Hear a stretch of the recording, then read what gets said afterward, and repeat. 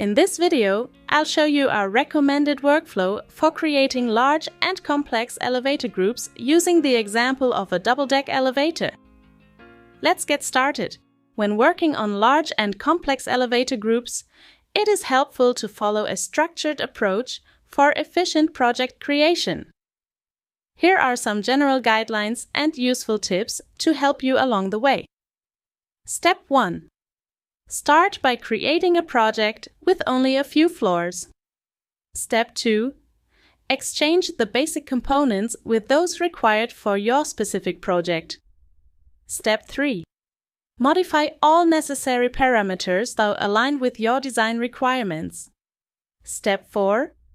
Adapt the positions of the car and counterweight to achieve the optimal configuration. Step 5. Add shaft groups according to your layout needs. Step 6. Integrate separator beams or shaft walls where appropriate. Step 7. Adapt and position all related components accordingly. Step 8. Take advantage of sloppy mode to optimize the performance. Step 9. Finally, increase the number of floors to reach the full scope of your project. Now, let's go through these steps in detail, using the double-deck elevator as a practical example. First, pause the video and set up the project. Ready? Fantastic! The speed can be adjusted either through the project's main data of the car or via the car's properties. Step 1 begins with creating a project that includes only a few floors to keep the initial setup simple and manageable. In the work area, add a section view from the left and one from the front to complement the plan view.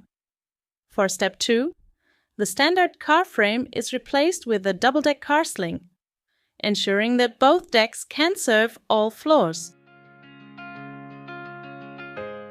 Step 3 requires adjusting necessary parameters. Set the distance between the cars to 3015 mm.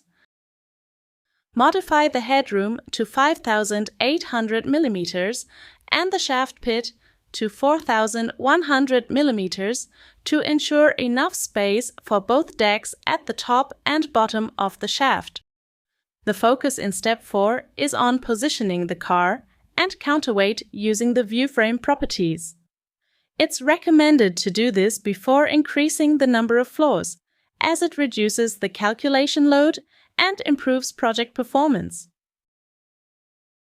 Step 5 involves adding 2 additional shafts to the group by copying them and renaming the descriptions in the group and shaft configurator to maintain clarity and structure. In the following step, add a separator beam for the first shaft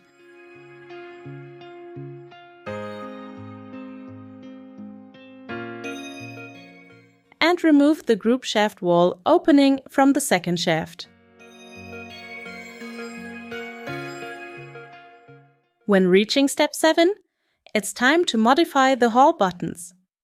Set the buttons in the first 2 shafts to be centered between the doors. For the last shaft, deactivate the hall buttons by setting Hall buttons on all floors to No. Modify the through holes of the hall buttons by adding a second through hole. Therefore, you need to set Custom through holes to Yes and change Number of through holes to 2. Then you have the options to customize the size, positions and angle of each through hole separately. In the next step, we use the sloppy mode for faster project processing. Access the group and shaft configurator, select all floors in the performance column, and then enable sloppy mode in the chosen view frame for quicker adjustments.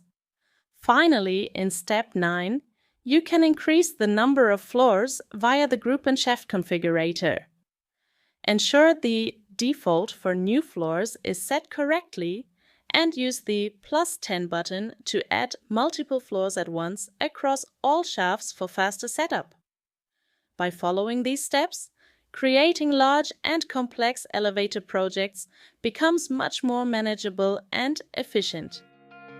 Thanks for watching!